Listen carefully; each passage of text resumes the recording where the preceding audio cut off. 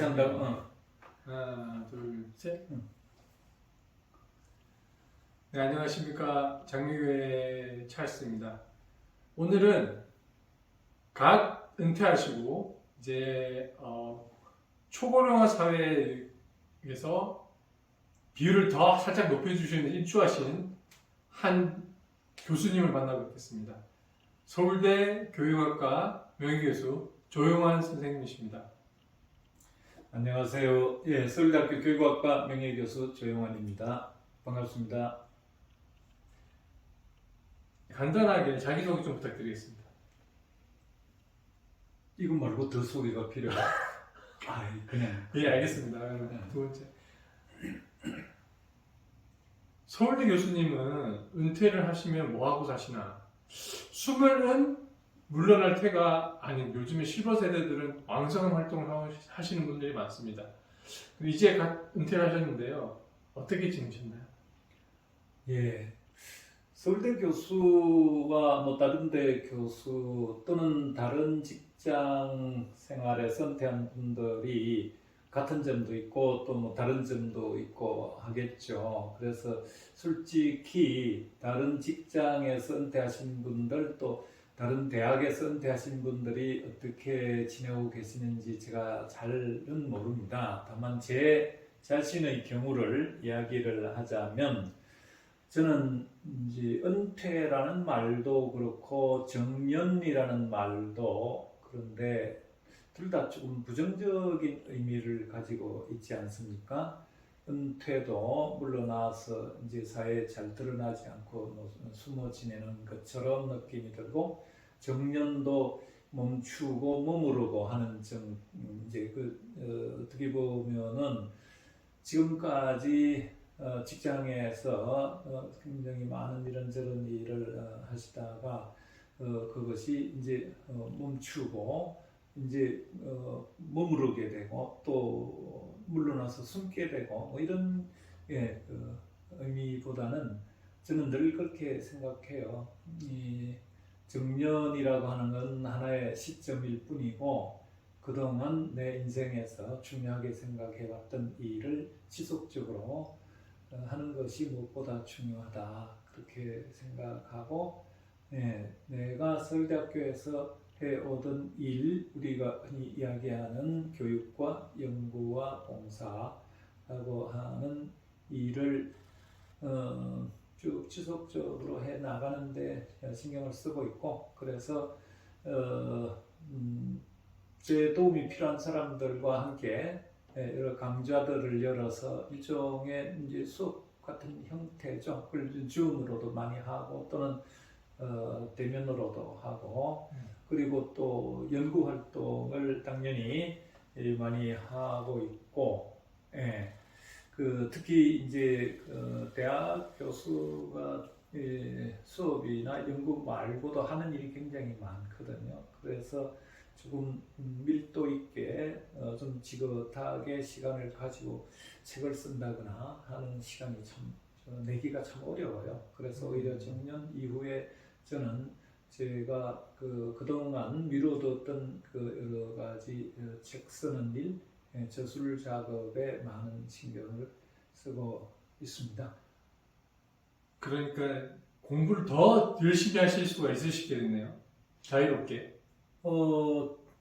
제 자신이 공부를 더 열심히 한다고 말하기는 그런데 제 아내가 대학의 교수로 있는데 제 아내 말씀이 당신은 현직에 있는 교수들보다 더 아침에 일찍 일어나서 더 열심히 공부하고 더 열심히 책도 쓰고 그렇게 한다고 그런 이야기를 하는 걸로 봐서 열심히 하고 있기는 한 것 같습니다.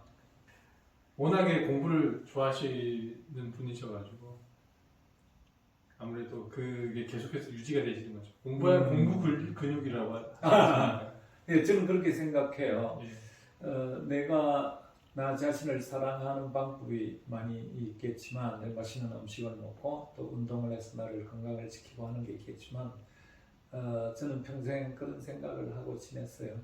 공부만큼 나를 사랑하는 방법은 없다. 그런 생각을 하고 그래서 지금도 여전히 나를 사랑하는 입장에서 공부를 평생 계속 할 것입니다. 그 현판이 문질빈빈이라고 되어 있는데요. 문질빈빈의 뜻이 도대체 뭐예요? 예, 제가 학자로서 연구자로서 평생 관심을 가지고 지속적으로 해왔던 일이 질적 연구라는 겁니다. 교육학 분야의 질적 연구가 제 큰 일이었는데 그 질적 연구라고 할 때의 그 질을 담고 있는 문질빈빈이란 말을 제가 미국에서 유학 생활을 하면서 공부를 하고 그럴 때 줄곧 서양의 언어로 질적 연구를 qualitative research라고 해왔고 국내에서도 사람들이 여전히 그렇게 쓰지만 저는 우리 동양 전통 속에서 이 논어를 읽다가 논어 옥략편에 나오는 말입니다. 문질빈빈이라는 말이 저는 정말 깨달음을 크게 그때 얻었는데 우리 문질빈빈의 질과 내가 평생 해온 질적 연구의 질이 바로 같은 것이다. 그렇게 이제 깨달음을 얻었는데 논어에서 하는 이야기는 그렇습니다. 논어의 원래 문장 자체는 문성질적사 질성문적야 문질빈빈 연우군자 이렇게 되어 있습니다. 그러니까 우리가 군자로서 살 때 문과 질이 빈빈 조화롭게 어우러지는 그런 삶이 필요하다 그런 이야기를 했거든요. 그런데 공자님이 연구에 관해서 질적 연구를 염두에 두고 뭐 그런 걸 하시지는 않았지만 문이라는 말이 문이라는 말이고 질이 바탕이거든요. 그러니까 우리의 문의는 바탕에 예를 들면 그릇의 문이라거나 우리 집의 장식 이런 다 본래 그냥 소박하게 가장 근본적인 그 위에 바탕 위에 인간적인 많은 어떤 문명들을 하나하나 또 붙여갔죠. 그래서 문질빈빈은 그런 본래 바탕 있는 그대로를 인간들이 따듬어 왔을 때 오히려 뭔가 지금 우리가 하고 있는 일이나 이런 것들을 돌아볼 때 본래의 바탕으로 되돌아갈 필요가 있거든요. 있는 그대로 자연 상태로. 그래서 그런 좋은 뜻을 담고 있기 때문에 이제 내가 질적 연구를 하고 내 평생 공부와 교육 활동을 할 때 문질빈빈이 나의 중요한 지향점이었습니다. 그래서 은퇴 이후에 연구소도 진즉부터 나는 연구소를 만들 것이고 연구소를 만들면 그 이름은 문질빈빈을 할 것이다. 그렇게 생각했습니다. 목표가 있으셨네요. 그렇습니다.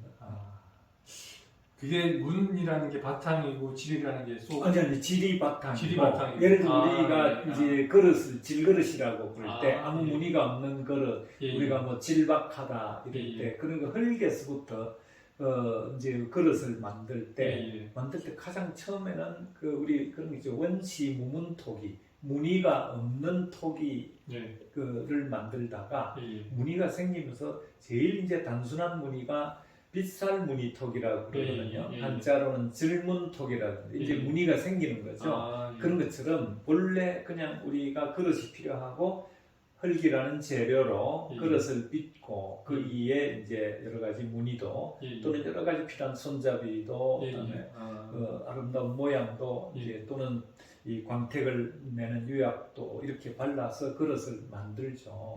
그런데 그 본래의 그 재료, 본래의 바탕에 있는 그대로의 자연에서 우리가 얻은 거니까 그래서 항상 우리가 문명 혹은 문화적인 삶을 살다가도 정말 이것이 좋은가 옳은가 할 때 항상 본래의 있는 그대로 바탕으로 돌아가서 살펴보는 일, 그 뜻을 공자도 이야기했던 겁니다. 그 제가 듣기로 문질빈이라는 게 겉과 속이 반짝반짝 그렇지 뭐 맞습니다. 겉과 속이라고 해야 되는데 그건 예. 너무 비상적인 예. 겉과 속 이야기가 아니고 예. 그러니까 이제 여러 가지 공자 때는 예. 예를 들면 우리가 글을 쓰거나 네. 말을 하거나 이제 당시 선비들도 그렇게 할 때 네. 그것이 꾸밈이 너무 과하거나 네. 이게 본래 바탕은 안 돼 있는데 예. 그냥 끝으로 예. 이제 그래서 뭐 그렇게도 이야기하고 그 문질론이라 그래서 네. 그 이제 동양학에서는 그런 사람의 품성, 그다음에 아. 군자의 도리 이런 데다 예. 썼는데 예. 그것이 바로 직정연구의 그 질하고 문하고 되게 뿌리가 깊은 그럼 학문이네요. 그럼 그래서 전 처음 듣다 보니까 제자가 놈 이 편집할 거지. 알겠습니다. 자, 그 다음에 궁금합니다. 실버 세대의 하루 연구소에서 주로 하시는 일, 하루 일과는 어떻게 되시나요? 강의도 쓰시고 책도 쓰시는 걸로 알고 있는데요. 아침부터 딱 일어나셨을 때부터 말씀해 주세요. 저는 고등학교 시절 아주 어릴 때부터 아침형이었어요. 네. 그래서 아침에 되게 일찍 일어나는데 지금도 4시나 5시 늦어도 6시 정도에는 일어나서 제일 먼저 하는 일은 뭐 책 읽고 글 쓰고 하는 일부터 시작해요. 그 아침에 가장 몸도 마음도 맑으니까 또 사람들이 방해도 하지 않고 그러면 주로 이제 아침에 일을 많이 하는데 그래서 이제 그런 공부하고 글 쓰고 하는 일을 이제 주로 하고 그 다음에 하는 이제 2가지가 있는데 이거는 거의 매일 규칙적으로 하는 일이 있습니다. 하나가 운동, 다른 하나는 지금 드럼을 배우거든요. 정년 이후에 드럼을 배우는데 드럼을 이제 레슨을 받기도 하고 또 레슨이 없는 날은 매일 그 연습실에 가서 적어도 1시간 이상 드럼 연습을 합니다. 그래서 이제 그 운동을 한 2시간, 드럼 공부를 또 한 1시간. 뭐 되게 이제 그 이외에는 또 틈틈이 이제 글 쓰고 책 읽고 이런 일을 하고 주로 이제 저녁 시간에는 그 강좌를 많이 하는데 이제 그 코로나 이후에 줌으로 특히 또 지방에 있는 많은 선생님들도 제 강의를 듣고 그래서 이제 줌이 많이 이제 보편화된 것 같아요. 그 수도권 또는 서울에 사는 사람들도 이 분당에 있는 연구소까지 오는 것 자체를 불편해하기 때문에 거의 모든 강좌를 이 사람들이 퇴근할 무렵인 6시 이후부터 한 10시 정도까지 거의 월화수목은 거의 규칙적으로 그 강좌를 열어서 제 아까도 이야기했지만 제가 평생 한 게 교수 생활이고 또 수업이고 교육이니까 그 활동을 더 하고 있습니다. 그래서 이제 거기 들어가는 것이 그러니까 질정연구 실습 강좌 그리고 다음에 그 질정연구와 관련된 원래 특강 한 달에 한 번씩은 특강하고 주로 이제 중심이 질정연구인데 질정연구의 이론적 배경과 철학적인 걸 뒷받침하는 공부들이 필요한데 주로 이제 현상학과 관련된 공부들인데 그거를 메를로뽕띠의 지각의 현상학 강좌를 격주로 30차를 했고 이미 다음에 말틴 하이데거의 존재와 시간 강의 그걸 같이 내가 이제 내 공부한 거를 사람들에게 나눠주는 그렇게 이제 다 자료를 만들어서 그거를 지금 25차째 지금 하고 있고 이게 끝나면은 장폴 사르트르의 존재와 무 강좌를 또 시작할 거고. 그렇구나. 왕성하신 활동을 하려고 그리고 이제 한 달에 또 한 번씩은 내 연구소의 그 이제 회원들 나는 이걸 도반이라고 일컫는데 같은 길을 찾아서 가는 길벗. 그래서 그 도반들의 자연스럽고 그냥 편안한 모임인 사랑방. 그래서 이제 저녁 시간에는 거의 이제 화목은 특히 그래서 질정연구 실습 강좌, 원래 특강, 다음에 또 이제 현상학 그 강해라고 하는 강의를 통해서 좀 더 쉽게 풀어가는 강해, 그러니까 강좌, 특강, 강해, 예, 예. 그리고 사랑방 예, 예. 이 네 가지를 예. 강좌. 바쁘시네요. 엄청나게. 그래서 예. 그건 또 그냥 하는 게 아니라 예. 계속 준비를 해서 그렇죠. 또 이 모든 그 프로그램에 그 사람들이 같이 공부하는데 필요한 학습 자료를 다 만들어서 다 보내주거든요.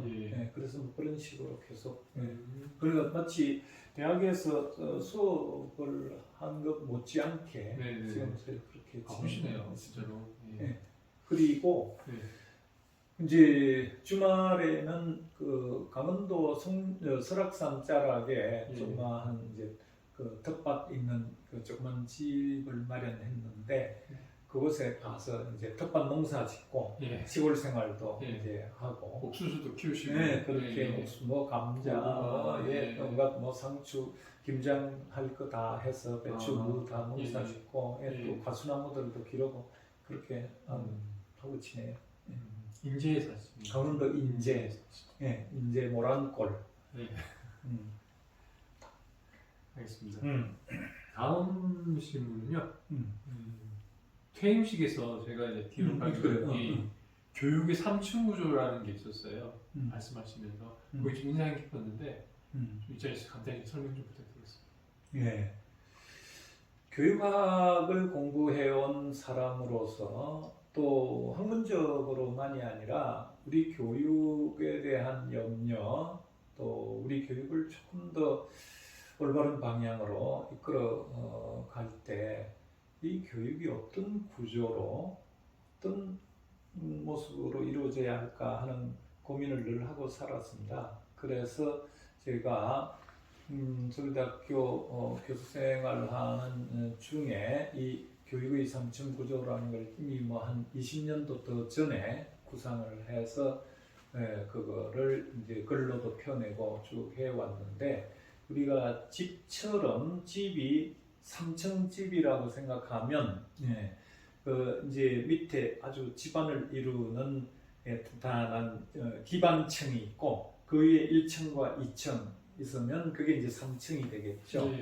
그래서 우리가 대개 교육을 어떻게 생각하냐면은 뭐 일자리를 갖기 위한 준비 과정, 또 그 일자리를 갖기 위해서 필요한 자격이나 우리가 스펙이라고 그걸 또 따기 위해서 좋은 학교를 나와야 되고 이런 식으로 소위 이제 그 대학 입시와 취직이라고 하는데 초점을 두고 학교 교육이 주로 이루어져 왔고 학교 교육 밖에서도 가정교육이든 사회 전반에서 평생 교육도 너무나 우리 사회가 그런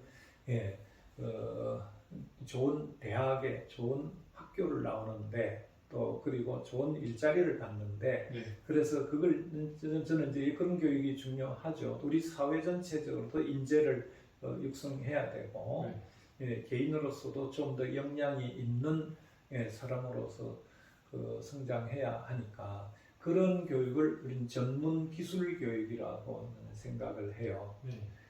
그런데 그 전문 기술 교육이 제대로 이루어지기 위해서 반드시 필요한 것이 생활 교양 교육이라고 생각해요. 우리가 아무리 전문 기술적인 그런 준비가 되고 또 그런 일을 할 수 있는 역량을 갖게 된다 하더라도 우리가 만약에 건강을 해친다면 또 우리가 다른 사람들과 더불어서 잘 어울려서 살지 못한다면 사람을 함부로 대하고 환경을 함부로 해치고 등등 또 이 세상에 대한 좀 더 폭넓은 이해나 이런 것들 그걸 이제 일컬어서 생활 교양 교육이라고 그러는데 그 토대 위에서 전문 기술 교육이 이루어져야 한다. 그래서 이제 1층이 생활 교양 교육이라고 하면 그 위에 전문 기술 교육이 이루어지는 집 모양을 가져야 되고 그 두 가지 교육보다 더 기층에 반드시 필요한 교육이 저는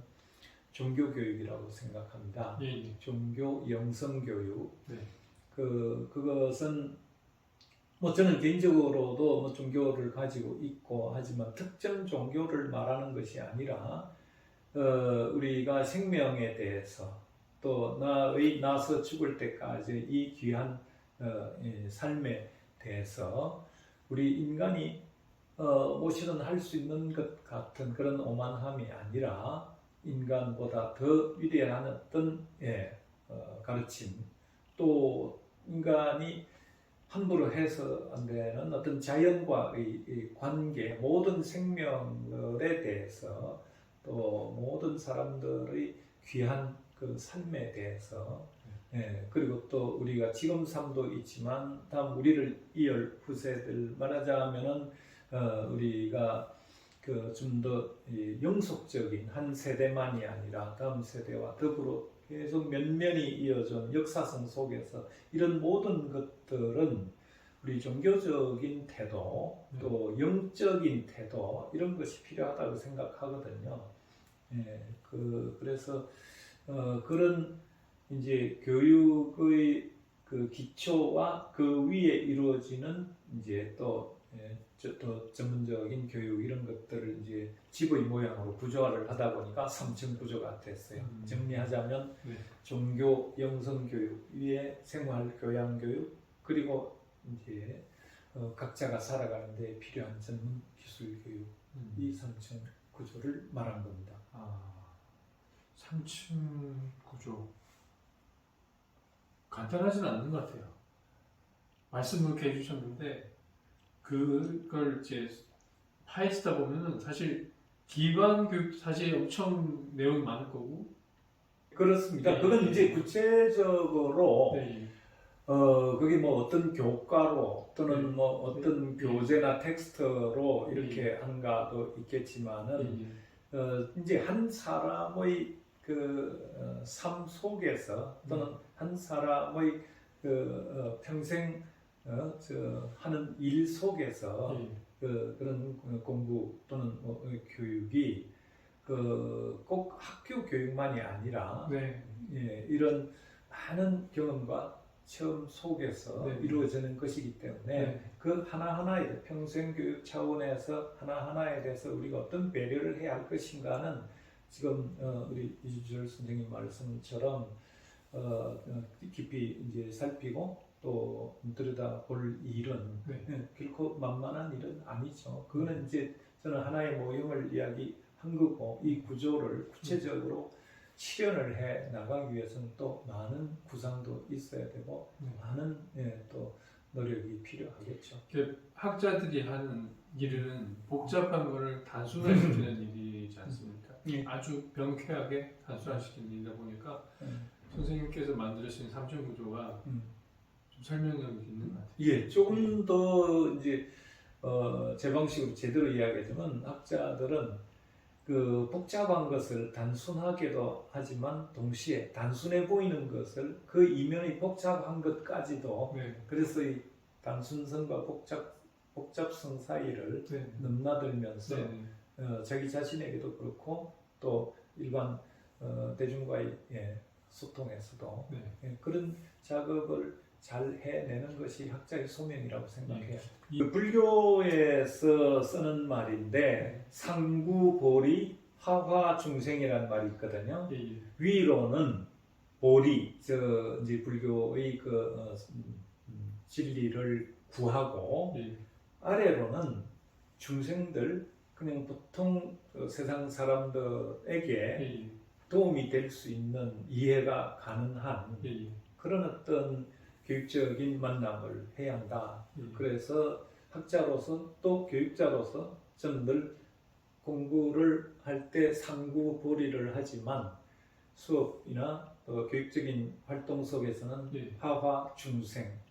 그 상구와 하화라는 말 제가 그 학때 장상호 교수님이 이 말을 하셨죠. 교육론에 가져오셨는데 그 출처가 원래 불경에 있는 말입니다. 초고령화 출산율 저하 문제에 대해서 이야기해 보겠습니다. 고령층이 내년에 인구 20%를 넘어가게 된다고 하는데 이런 초고령화 시대에서 이렇게 아이를 안 낳게 된 원인이 어디 있다고 보십니까? 예, 고령화 사회 또는 초고령화 사회라고 하는 건 인구 분포 곡선에서 생기는 이제 문제겠죠. 예. 그런데 평균 수명이 길어지면서 사람들이 더 오래 살고 그러다 보니까 이제 연령층, 노년층이 좀 더 그 풍부해지고 네. 하는 그 자체는 문제가 된다고 생각하지 않아요. 저도 네. 지금 이제 나이 이제 70을 바라보는 사람으로서 네. 그렇게 노년층이 두터워지는 것 자체가 문제가 아니라 그 아래에 있는 그 중년층, 청년층의 그 두께, 네. 부피 그리고 또 더 중요한 것은 그 이제 아이들을 낳아서 소년들과 유년기의 그 연령층이 너무 약해지니까 말하자면 고령화라거나 초고령화라는 말은 인구 분포에서 상대적인 네. 이 구조 모양을 이야기하는 것이지 예. 노인들이 많아졌다. 네. 왜 제가 이야기를 하는가 하면은 네. 우리 사회에서 네. 이 노인들에 대한 몰이해 또는 거부감, 네. 어떤 부정적인 태도 네. 이런 것이 이제 많이 있죠. 네. 이제 특히 사회가 기술 문명이 발달하고 아날로그 사회가 아니라 디지털 사회로 급격히 전환되면서 네. 어떻게 보면은 이전에 농업사회나 이런 데서 어른들의 지혜나 지식이 도움이 됐던 것과 달리 요새는 네. 이제 노년층이 사회 부담이 되는 네. 특히 예를 들면 문제 의료보험이라거나 네. 이런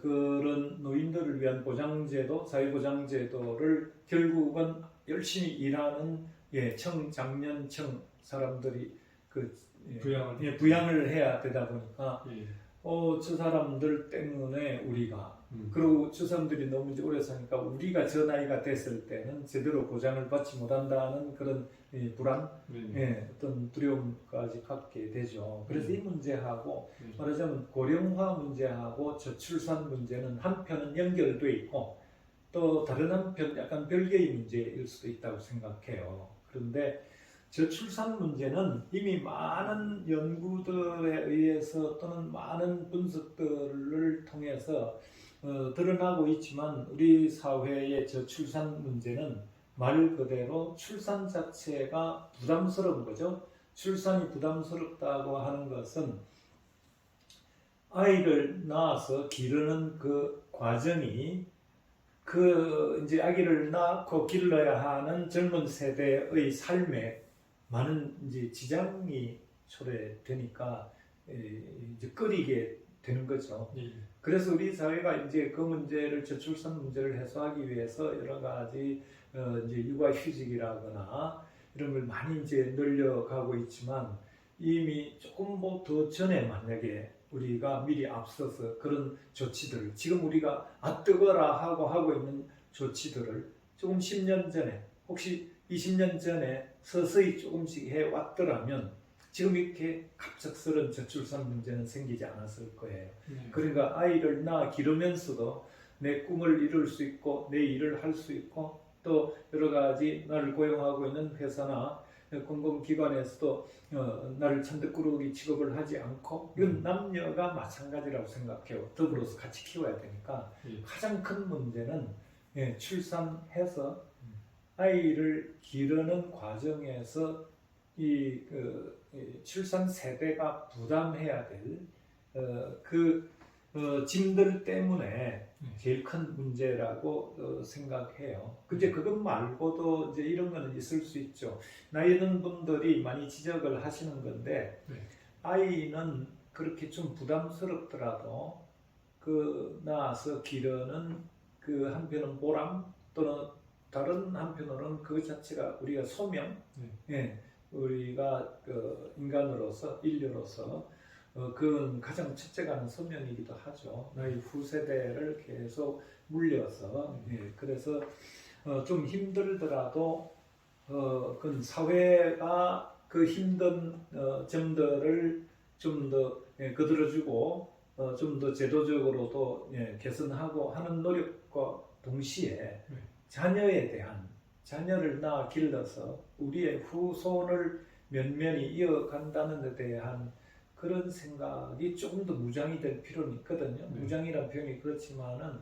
그래서 어떻게 보면은 우리 사회에 여러 가지 좋지 않은 중독들이 있죠. 중독 현상들. 예를 들면 뭐 마약 중독, 알코올 중독, 뭐 흡연 중독 이런 중독들이 있지만 저는 제 책이나 이런 데서도 그런 이야기를 썼지만 편리 중독이라고 하는 것이 문명 사회에 아주 뿌리를 내리고 또 좀 더 바람직한 더불어 삶을 해치는 그 중독, 제일 큰 중독이 저는 편리 중독이었어요. 그러니까 말하자면 불편한 것을 참지 못한다, 힘든 일을 하지 않겠다 이런 거 있잖아요.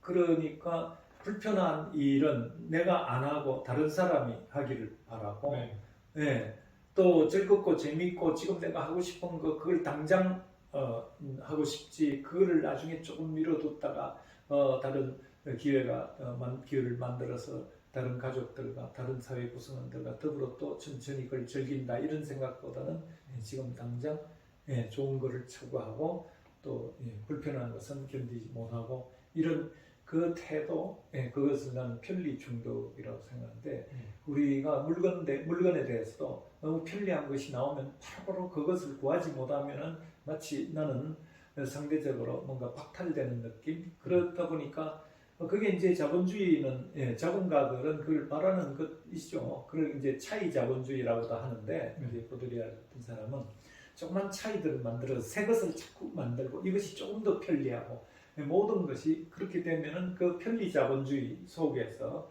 사람들이 자기 자신의 주체적인 태도나 그 삶의 방식을 잘 견지하지 못하죠. 이게 출산 문제도 그런 건 좀 있는 것 같아요. 그래서 아이 낳는 것은 고통스럽고 아이를 길러서 잘 좋은 사람으로 만들어내는 것이 참 어렵죠. 그러나 우리 부모들이 그렇게 길렀고 그렇기 때문에 지금 우리가 있는 거고 그렇게 생각하면 조금 그런 것도 있는 것 같아요. 사회적이고 제도적이고 이런 것도 있겠지만 우리 지금 이 시대의 그 문화적이고 심리적인 그런 태도 문제들도 많이 있는 것 같아요. 코로나 문제가 터지고 집값이 엄청 올랐잖아요.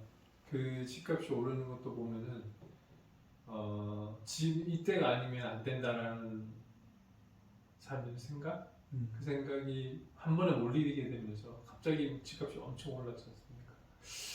그런 것도 보면 우리 사람들, 일반적인 사람들이 생각하는 게 너무 그 어떤 기회를 지금 놓치면 절대 따라잡을 수 없다라는 그런 생각?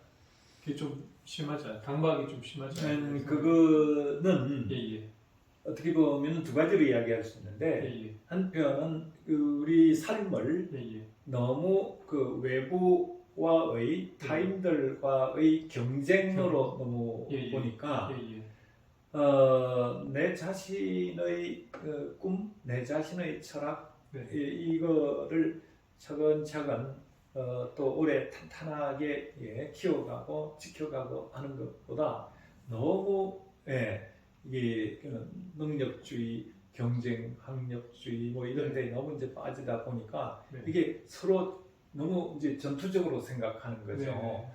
가진 사람들도 그렇고 가지지 못한 사람들도 그렇고 지금 이제 젊은 세대가 가지지 못한 상태죠. 당연히. 그래서 차차차차 자기 것을 가져가야 하는데 만들어 가야 하는데 이게 그 경쟁이 워낙 이제 강하고 또 거악스럽다 보니까 이런 경쟁 구도 속에서 내가 조금만 여차하면 이제 이전에는 조금 마음 자체가 여유가 있다 보면은 기회 자체가 좀 그런 구조를 갖고 있기도 했죠. 그런데 지금은 내가 정신 차리지 않으면 주위에서 계속 그렇게 말하고 나는 이제 그 기회를 가지기 참 어렵다 하는 그런, 왜냐하면 우리 사회의 그 경쟁 구조 자체가 그런 강박이나 불안을 너무 만들고 있는 것도 있죠. 다른 한면은 저는 이게 참 중요하다고 생각하는데 예를 들면 이제 집만 예를 들면 그 제가 그러니까 새 들어 사는 집이 아니라 나의 집을 가진 게 40대 후반에 가졌거든요. 거의 50 되었어야. 근데 그전에는, 예, 진짜, 반지하 월세방도 살았고, 예, 전세도 살았고, 그렇게 사는데 나는 물론 이사 다니고 불편한 점도 있었지만 네. 집 자체가 나한테 가장 큰 우선 가치는 아니었기 때문에 전세 살고 월세 살면서 그 이웃들하고 주인집하고도 잘 지냈고 뭐 이런 식이었어요. 네. 뭐 이런 이야기 하면 그 옛날 이야기라고 뭐 꼰대 같은 이야기라고 이야기할지 몰라도 아까 편리 중독하고도 연결되는데 뭔가가 이사 다니기 귀찮고 그다음에 또 조금 달동네 같은 데 사는 거 너무 불편하고 뭐 이렇죠. 불편하죠. 당연히. 그런데 그거를 이게 견디지 못하는 거예요. 그러다 보니까 결혼을 하기 전에 결혼을 할 때 좀 더 안정된 주거를 나는 가져야 한다. 다음에 또 아이가 더 크기 전에 내 집 마련해야 한다. 이런 등등 그게 집에 대한 그 이제 요구 또는 집에 대한 열망 그 자체가 상당히 좀 이제 내 관점에서는 좀 바람직하지 않은 그 좀 있는 것 같아요. 특히 이제 또 그 가진 자들은 집을 많이 가지고 있으면서 그 집을 자기 부를 그 생산하고 부를 유지하는 그런 도구 수단으로 생각하다 보니까 집이 모든 사람에게 편안하게 쉴 수 있고 또 편안하게 일을 하기 위한 준비를 할 수 있는 곳 뭐 이런 개념으로 조금 더 바뀐다면은 그래서 우리 선생님 그 네이버 강의 인간이란 무엇인가에서 보면 경쟁적 인간편에서 대동상생의 협력적 경쟁이 인간성을 회복할 수 있는 방안이다라는 제안을 하셨습니다. 경쟁이 불가피하다면 휴머니즘의 기초를 둔 경쟁의 기준이 외부에 있지 않고 주체 각자의 내부에 있는 실존적인 경쟁이 좋다 이런 말씀하셨는데 현재 우리가 겪고 있는 어떤 무한 경쟁에서 과연 인간성을 회복하기 위한 참다운 경쟁이 어떻게 해야 되는지 좀 말씀 좀 부탁드리겠습니다. 예, 경쟁이라고 하는 담론, 네, 그게 우리 인류 사회에 본격적으로 등장한 것은 찰스 다윈이 종의 기원을 쓰면서 인간도 다른 생명체와 마찬가지로 적자 생존, 생존 경쟁, 서바이벌, 살아남기 위해서 경쟁이 불가피하다. 그리고 경쟁에서 최적자만, 경쟁에서 이기는 자만이 살아남아서 또 그 씨앗을 후손에게 전해서 그 형질이 그런 어떤 존재 특징이 계속 살아남을 수 있다. 이제 그런 셈이죠. 그래서 경쟁이라고 하는 것은 당사자가 지금 내가 한 생을 살면서 어떻게 사는데 어떤 힘이 필요하고 어떤 노력이 필요한가 뭐 그런 것도 있겠지만 원래 적자생존의 논리에서는 내 후손들에게까지 예를 들면 우리 이제 사회에서 부모들이 열심히 돈을 벌고 막 저축을 하고 투자를 하고 할 때 하는 이야기가 나아져라고 하는 줄 아느냐 다 자식들에게 너희들에게 물려주고 하려고 그런다. 그다음에 공부 안 한다고 야단치고 좋은 학교 들어가야 하고 좋은 일자리 가져야 하고 야단칠 때도 너 그러면은 생존, 적자 생존에서 도태된다. 네. 대단히 찰스 다윈적인 담론이 우리 사회에 많이 스며 있어요. 그래서 그런 경쟁 조금 전에 우리 교수님도 무한 경쟁이라고 했는데 무한 경쟁과 무한 도전 이런 그 말 자체가 저는 굉장히 나를 불편하게 하고 그 말이 너무 슬퍼요. 그게 무한 경쟁, 무한 도전. 우리의 적절한 경쟁과 적절한 도전이 중요한 것이지. 그거를 자기 당대에만이 아니라 계속해서 후손들에게까지 그것도 지극히 소집단 이기주의적으로 우리 집안 뭐 이런 그것으로 인해서 우리가 정말 이건 생물학적인 적자생존의 경쟁만이 아니라 그것이 바로 우리 사회까지 지금 전파되어 있는 그런 경쟁 논리 자체에 대해서 좀 차분히 따져보는 사람들이 별로 없어요. 그래서 제가 이번에 그 서울대학교하고 네이버 방송하고 그 교육방송이 네. 같이 연합체를 이루어서 네. 그 서울대학교 교수들이 이 사회 대중들에게 도움이 될 수 있는 지식 교양 강좌를 만들었고 그 강좌의 큰 그 프로그램 이름이 생각의 열쇠예요. 네. 우리가 너무 생각을 하지 않고 생각을 해보려고 할 때 그 단서들로부터 차근차근 생각을 풀어가는 그 길의 안내를 도움을 좀 주자. 그게 이 프로그램을 만든 취지였거든요. 예. 그래서 우리가 야, 좀 사람 좀 되라. 저건 인간도 아니야. 등등 말할 때 사람이 뭔데? 사람이 되라고 하지? 나 이미 사람인데. 다음에 저건 인간도 아니야. 왜 뭘 가지고 저건 인간도 아니라고 말하지?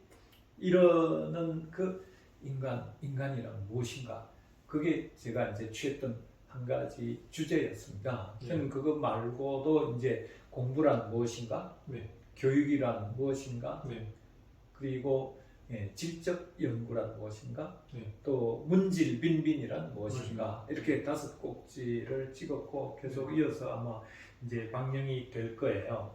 그래서 강좌에서 인간이란 무엇인가 강좌에서 내가 말했던 것은 우리가 우선은 경쟁 자체를 별 생각 없이 무조건 받아들이고 그 경쟁에 뛰어드는 그보다 앞서해야 할 일은 우리는 지금 이 경쟁이 무엇이며 왜 이런 경쟁을 하고 있지 하는 데 대한 성찰, 반성이 필요하다는 거예요. 그래서 그 반성이 원래 경쟁 자체가 좀 더 아름다운 경쟁일 수도 있다. 나는 교육학자로서 좀 더 교육적인 경쟁도 있을 수 있다. 예를 들면은 제가 1등을 하면 나는 1등을 못한다거나 제가 삼성전자에 들어가면 나는 떨어진다. 이런 식의 상호 배타적이고 상호 배제적인 거를 경쟁의 논리로 생각하는데 사실 경쟁이란 개념에는 꼭 그런 상호 배타적이거나 상호 배제적인 것만 있는 게 아니거든요. 경쟁은 서로 좀 더 잘하기 위해서 서로 좀 더 나은 그 자리를 향해서 서로 페어플레이죠. 공정하고 말하자면 이제 경쟁의 룰이 공명정대하다면 또 경쟁의 기회가 고르게 평등하게 잘 주어진다면 좀 사람들이 경쟁을 편안하게 생각할 수도 있겠죠. 그런데 그런 어떤 뭐 공명정대함 그걸 전제하더라도 우리 사회가 지나친 경쟁 사회, 우리는 이제 좀 더 편안하게 살아가는 예를 들면 뉴질랜드 사람들이나 또 우리가 뭐 부탄 사람들, 네팔 사람들 이야기를 하는 그 사람들이 살아가는 모습에서 우리 한국 사회는 너무나 삭막하고 치열하고 그 악설은 경쟁 사회거든요. 그래서 그런 부정적인 면이 너무 많은 경쟁이 아니라 좀 더 서로서로를 생각하고 배려하고 또 함께 더불어 나아가는 경쟁도 있고 또 무엇보다도 나 자신과의 경쟁이죠. 나 지금의 나보다 조금 더 나은. 그래서 항상 외부의 적과 싸우는 것이 아니라 그 내면의 그 주체적인 경쟁이라 그럴까요? 그래서 경쟁의 규모도 조금 더 넓게 그게 대동입니다. 크게 보면 우리는 다르지 않다.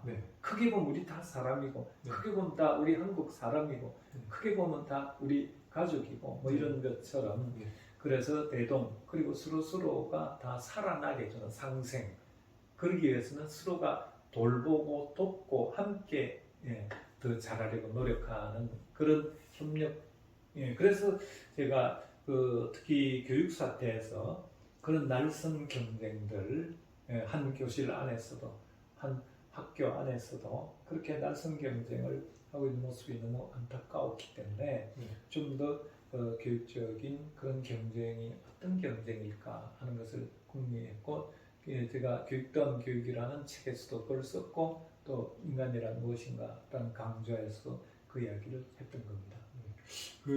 그런 말씀하셨거든요. 거기서 열심히 노력을 해야 되고 찾으려고 노력해야 되고 찾으려면 찾을 수 있다는 것이 중요하다 이런 말씀하셨거든요. 그러니까 부단히 노력해야 된다 그 말씀을 하셨어요. 기억이 많이 났는데, 그러니까 이게 그냥 포기를 한다든지 이렇게 하면 절대 안 된다는 거잖아요. 인간 세상에서 지금 뭐 사실 또 인류가 만들어 어떤 문명이나 이런 문화들이나 이런 것들 모든 것들이 결국에는 없었던 것들이 계속 발명되고 문제들을 해결해 나가는 과정 연속이었지 않습니까? 그래서 저는 선생님 말씀 참 와닿았어요, 사실은. 예. 그걸 이렇게도 이야기할 수 있는데, 예. 그 니체가 네. 우리가 흔히 권력 의지라고 잘못 번역하는 독일어 원래 말이 윌레 주 마흐트라는 말이 있거든요. 윌레는 의지이고 윌 영어로 윌레 주으로 향하는 독일말로 윌레 주 마흐트, 그게 MACHT 마흐트인데 그게 이제 그 힘이라는 뜻이거든요. 그래서 그 권력 의지 이렇게 잘못 이제 일본 사람들이 잘못 번역을 했는데 그 본래 뜻은 이게 마흐트가 명사형인데 동사형은 마헨, 그는 영어의 메이크예요. 그러니까 마헨은 만든다는 거거든요. 그게 뭔가를 만들어가고자 하는 의지라는 거죠. 윌레츠 마흐트가. 내가 참 좋아하는 말인데 왜 그러냐면은 이게 이제 각 그 생물학적인 종마다 인간을 포함해서 각 종마다 이렇게 그 창조될 때 나서 살다가 죽어가고 이렇게 할 때 그 사리에 있어서 이소그램이라고 해서 생물학적으로 타고나는 프로그램, 이소가 종이고 프로그램, 각 종마다 주어지는 프로그램을 따라서 살게 돼 있어요. 인간도 우리에게 주어진 프로그램의 가능성 범위 안에서 살기는 해요. 그런데 인간이 유독 그런 그 이소그램, 주어진 종적인 프로그램을 넘어서서, 그걸 우리 인간의 초월성이라고 해요. 인간은 그걸 넘어서서 자기의 삶을 만들어갈 수 있어요. 그래서 인간답게 되기 위해서 꼭 필요한 것이 자기의 삶을 주어진 대로, 던져져 있는 대로, 누군가가 나에게 요구하는 대로 사는 것이 아니라 아까 주체 이야기하고 연결되는 겁니다. 그래서 부단히 내 삶을 내 스스로 만들어 가려고 하는, 예를 들면 사랑도 뭔가 다 갖춰진 이쁘고 뭔가 돈도 있고 뭔가 일자리도 좋고 이런 사람들이 나에게 주어지면 난 그대로 살겠다가 아니라, 비록 우리가 험난하더라도 비록 부족한 점이 있더라도 사랑은 만들어가는 것이라고 생각하거든요.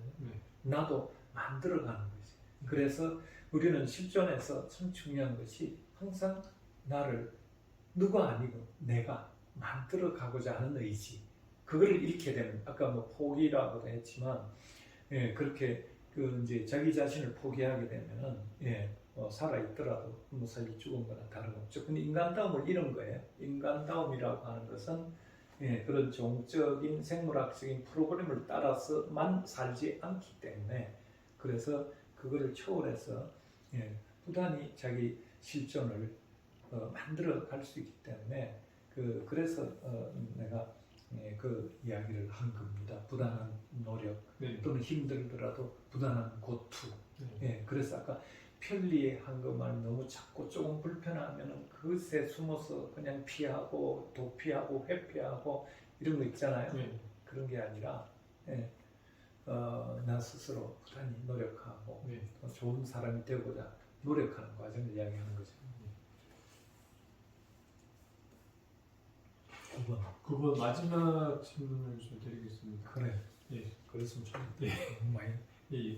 그 인간의 본성은 무엇일까요? 인간성을 회복한다는 말에서는 인간을 선한 존재로 보는 것 같은데, 물론 자연을 사랑하고 주변 사람을 살피고 불길을 해치고 사람을 구하러 뛰어들어가는 등 우리에게는 분명 나 자신만 생각하지 않고 세상과 이웃을 생각하는 마음이 분명 있다고 봅니다. 그런데 이것을 인간성으로 보아야 한다면 인간성이 사라지고 있다는 건 동의하는데, 막상 내가 인간성을 발휘해야 될 시점에는 어떤가요? 나 역시 똑같이 이기적으로 변하지 않습니까? 그러니까 이기적인 것이 인간성의 본질 아닌가 싶거든요. 그래서 어떻게 생각하십니까? 우리가 이기성과 이타성 네. 이거를 서로 대립적인 것으로 네. 분리된 것으로 많이 생각하는데 네. 저는 그렇게 생각하지 않습니다. 우리 다른 생명체는 모르겠지만 인간은 네. 아까도 이야기했듯이 세계에 태어나서 세계에 살다가 세계에서 죽는 존재거든요. 네. 그래서 태어나서 자기 자신을 사는 것은 각자이기 때문에 그 개별적 주체로서의 각자성은 분명히 있습니다. 또 마땅히 그러해야 하고 네. 그렇지만 나를 낳아준 엄마, 아빠, 우리 가족들을 비롯해서 우리 사회 이웃, 이런 식으로 우리 전 지구 초원의 우리 인류 이런 식으로 우리는 크고 작은 세계 속에서 세계적인 존재로서 살게도 돼 있거든요. 네. 그래서 세계적인 존재로 산다고 하는 것은 타자와 타인에 대해서 네. 나 자신이 그 사람들에게 예를 들면 폐를 끼치지 않고 또는 도움을 받지 않고 의지하지 않고 네. 살 수 없거든요. 그렇기 때문에 어떻게 보면은 극단적으로 이기적으로 된다는 것은 사실은 이기적일 수가 없어요. 이게 아이러니한 건데 네. 그러니까 다른 사람들의 도움이 필요한데 네. 자기 것만 챙기고 자기만 그는 궁극적으로 다른 사람들이 바보가 아니죠. 네. 예를 들면 타자라고 하면 예를 들면 우리 자연 환경도 내가 이기적으로 환경을 계속 착취하다 보면 결국 환경의 보복을 받거든요. 그런 것처럼 자연도 환경도 바보가 아니듯이 타인들도 이 세계도 결코 바보가 아니거든요. 그걸 우리는 많이 알고 있다고요. 네. 사실은 네. 그런데도 불구하고 우리는 이런 소위 이타적이라거나 세계적인 존재라는 측면은 자꾸 망각하고 네. 그걸 자꾸 망각하는 것을 가끔씩 깨닫고 네. 가끔씩 반성하고 그러긴 하지만 그러니까 우리를 구성하고 있는 바로 이기의 방향과 이타의 방향이 있다고 어떤 때 그게 좀 더 두드러지게 나타나는가 하는 건 있을지 몰라도 네. 우리 안에는 그게 다 있죠. 그래서 우리가 성선설이냐 성악설이냐 이렇게 이야기하는 것이 상당히 좀 무모한 점도 있다고 생각하는데 네. 우리에게는 선한 방향과 조금 악한 그런 방향이 다 있을 수 있죠. 우리 안에 항상 있어요. 이러면 아주 악한 행동을 일삼는다고 하는 범죄한 사람들에게도 가만히 오래 가까이서 이해하면서 이야기를 들어보면 참 저 사람에게도 저런 인간의 그 선함이 있구나 하는 걸 또 반대로 굉장히 막 선하고 굉장히 이타적인 사람인 것 같아도 그 사람들도 깊이 가까이서 이렇게 들여다봤을 때 굉장히 우리가 실망할 정도로 아주 자기중심적 이기적인 걸 볼 수 있거든요. 그래서 저는 이 말을 이렇게 풀이하고 싶은데 이기적이라는 표현보다는 자기중심적이다. 우리는 자기중심적일 수밖에 없어요. 우리는 이기적일 수밖에 없다기보다는 자기중심적일 수밖에 없는 것이 예를 들면 우리는 오른쪽 왼쪽을 말할 때 항상 내가 중심이에요. 모든 방향은 이건 오른쪽이고 내가 중심이었어. 그래서 선생이 마주 앉아있는 오른쪽은 선생을 중심으로 본 방향이에요. 그게 그 시사하는 바가 굉장히 큰데 이거를 이제 그 멜로ponti 같은 그 현상학자는 그런 이야기를 하죠. 나는 항상 모든 방향과 모든 운동과 모든 이해와 모든 인식의 중심에 있을 수밖에 없다. 그게 이제 자기 중심성이라고 그러죠. 이거는 부정적인 게 아니라 어쩔 수 없고 좋은 것이기도 해요. 그래서 내가 그 중심을 잃게 되면 자기의 중심을 잃게 되면 이기적인 문제 이런 게 아니라 주체로서 살 수도 없고 그러면 우리 그러죠. 중심을 잃은 삶, 중심을 잃은 사람 그러잖아요. 그래서 얘를 잘못해도 내가 중심에 있는 거고 잘해도 내가 중심에 있는 거거든요. 그래서 이렇게 자기 중심성을 갖는 것은 뭐 당연한 것이기도 하지만 또 상당히 노력이 필요한 것이기도 해요. 그래서 우리는 자기 중심적이면서 나도 지키고 때로는 네. 또 때로는 다른 사람들도 포용하고 네. 같이 협력하고 네. 예, 그러는 모습을 우리는 봐야 한다고 생각해요. 그러니까 이제 어떤 인간의 구성이 이기적이거나 뭐 이타적이거나 이게 하나의 모습이 아니라 예, 자기중심성이라는 부분을 가지고 설명을 해주는 말씀이신 거죠. 질문 몇 개만 더 하고 끝내겠습니다. 해, 뭐 필요한. 자, 저는 그래서 이기적인 어떤 인간의 본성을 숭고한 경지로 이끌어주는 과정이 교육이다 이런 생각이 좀 들어가지고 그 무지한 인간을 유식하게 만들고 동물적 본능을 가지고 있는 존재, 인간에 태어났을 때 어떤 아무것도 안 가지고 있는 그 인간을 숭고함을 조금이라도 가지고 있는 어떤 존재로 만들어주는 그런 게 교육이 아닌가 이런 생각이 좀 들어서 아까 질문을 좀 드려봤습니다. 그리고 이제 마지막으로 장애인에 대한 부분을 조금 이야기를 해야 되겠습니다. 가족이나 지인 중에서 장애인 혹시 계십니까? 그분에 대해서 어떻게 좀 가지고 계십니까? 예, 장애를 가진다는 것이 선천적으로 그렇게 태어나는 사람들도 있지만, 네. 이제 흔히 중도 장애라고 이야기하는 살아가다가 네. 떠나지 않게 예, 장애를 갖게 되는 경우가 있죠. 그리고 이제 나이가 들면은 또 다른 사람들이 되게 쉽게 받아들이는 장애들이 있죠. 예를 들면 치매라거나 네. 그다음에 이제 저희 부친이 예를 들면 이제 뇌졸중, 소위 말하는 중풍 때문에 장애를 가지고 오랫동안 사셨거든요. 예. 그러니까 그렇게 좀 이제 나이가 들어서 어떤 뭔가 자기 자신의 건강 관리를 잘 못해서라거나 그 사람에게 일어날 수 있는 일이라고 생각하지만 그래서 내 주위에 그런 이제 내 어른들 말고도 장애를 가진 사람들이 참 많이 있죠. 예, 아마 누구에게나 자기 주위에 네. 장애를 가진 사람들이 있을 거예요. 그리고 아까 특별한 교통사고를 당한다거나 이러지 않더라도 내 부친이 선친이 그러셨듯이 네. 이게 이제 그 중풍이라는 뇌졸중 이후에 상당히 긴 시간을 장애를 가지고 이제 사셨죠. 네. 그리고 그 이제 그 어른을 제가 보살피고 또 장애를 가진 사람과 더불어 이제 살아야 하는 일들이 생기잖아요. 네. 근데 저는 이런 생각을 해요.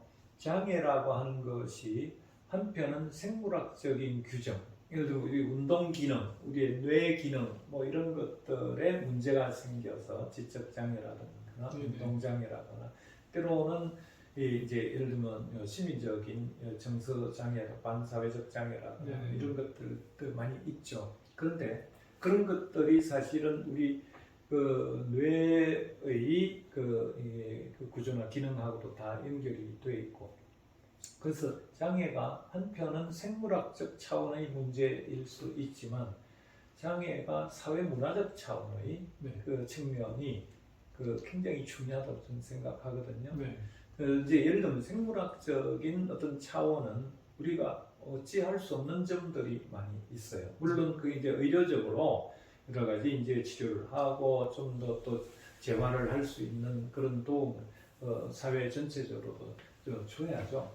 그런데 그보다 더 근원적으로 우리가 장애에 대해서 우리가 어떤 사회 문화적인 인식과 또는 제도와 또는 어떤 그 분위기를 만들어 가는가 하는 것이 더 중요하다고 생각해요. 그래서 장애라고 하는 것이 어떻게 보면은 누구에게나 다 좋은 점과 잘하는 점과 부족한 점, 못하는 점이 있기 마련이고 또는 어떤 적절한 보완책이 도구가 어떤 같이 그 사람 옆에 있거나 이러면은 예를 들면 내가 다리를 좀 다치거나 심지어 좀 다리가 이제 절단되거나 그럴 때 이제 의족이나 이런 걸 할 수도 있고 지팡이를 이제 목발이라 하는 걸 가지고 할 수 있죠. 또 나는 뭐 어떻게 됐든 간에 선천적으로 약시가 좀 있었겠지만 그런데 계속 뭐 아주 조명이 좋지 않은 데서 어릴 때부터 입시 공부하고 하느라 오래서 그런지 아주 고도근시로서 나는 이 안경을 벗으면 네. 사실 많은 것들을 내가 찾을 수가 없어요. 아. 내 물건을 어디에 뒀는지도 항상 찾아 헤매야 되고 그럴 때 이제 제 아내도 그런 일종의 시각 장애를 갖고 있기 때문에 근시로서 고도근시로 그래서 서로 찾아주기 하죠. 서로 돕고 그러니까 안경이라는 도구 기술적인 도구도 있을 수 있고 또는 이웃 내 가족이라고 하는 사회적 도구도 있을 수 있죠. 도구라고 표현해서 그렇지만 이제 도움이라고 했을 때 그래서 나한테 안경이 없었다면 나한테 내가 더듬더듬 뭔가를 찾아 헤맬 때 그 나에게 찾아서 손길을 건네주는 아내 가족이 없다면 그런 것처럼 우리는 누구에게나 어떻게 보면 알게 모를 많은 장애들이 있거든요. 예를 들면 우울증, 이건 병이라고 생각하고 장애라고 아니라고 생각할지 몰라도 우울증을 앓는 사람들은 대단한 장애입니다. 그게. 그 사람은 생활을 정상적으로 할 수도 없고 또 그 굉장히 다른 주위 사람들의 어떤 지탄이라거나 몰이해 속에서 그걸 견뎌내면서 그러다가 극단적으로 자살을 하거나 이런 것도 하고 그러죠. 예.